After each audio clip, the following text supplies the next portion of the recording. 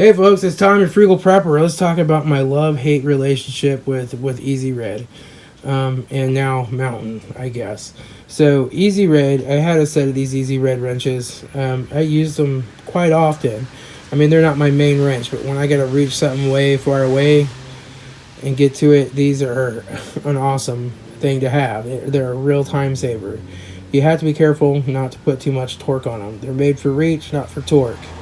Um, and you have to keep them very clean. If they get any dirt in the mechanism, it'll start not reversing and not ratcheting right. But what I do is just pretty much every time I use them, I just spray all around the cracks and crevices and down in the sides there, down where the little reverse mechanism is, spray it right down in there, and then just run them, tap them so that the dirty WD-40 comes out, and spray them again. Keep them clean and lubricated, and they'll work pretty well as far as that. But the other problems that you have with these, if you put too much torque on them, you will shear this pin and bend it right here. Now you could put another pin in there and squeeze that back together. So what I did on my set of Easy Reds is because I had this Easy Red right here out the other day. My 14 fell off, lost the pin, couldn't find the ratchet end. I know the ratchet end's somewhere in the back of my car. I just haven't torn everything out to look for it yet. So I went on and ordered 2 sets of Mountain wrenches as untested. They came with all of them but the 1618, which luckily I had just RMA'd this out before Easy Red decided to cheat people out of their warranty and not warranty them anymore. So, and replace it with some substandard piece of crap. So, which we'll get to it in a minute. So basically Easy Red doesn't carry these anymore. So what they're gonna send you is this flimsy, floppy piece of trash. It doesn't lock, and doesn't work, and you can't use it from both sides. It's got a much bigger head on it, so you can't reach as much stuff. It's got you can't even get it to unlock sometimes. And look at how thin the spline shaft is on this guy.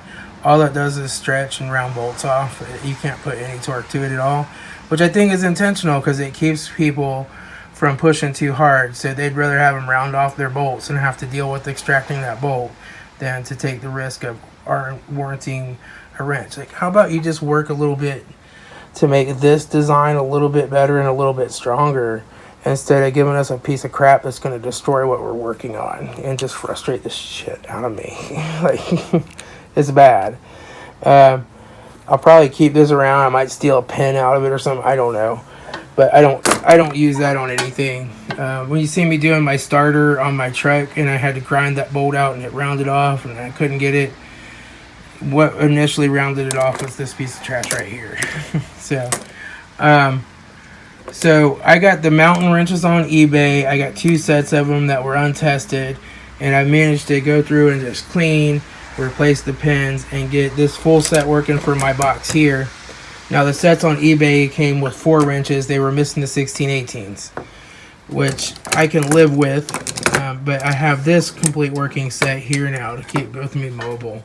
So I got my 1012, my 1719, my 1315, and my 1214. And now I have these just as spare parts. And if that guy's got some more of these sets left, I think they were like $20 or something a set, I might go ahead and buy another set of broken ones just to have extra parts.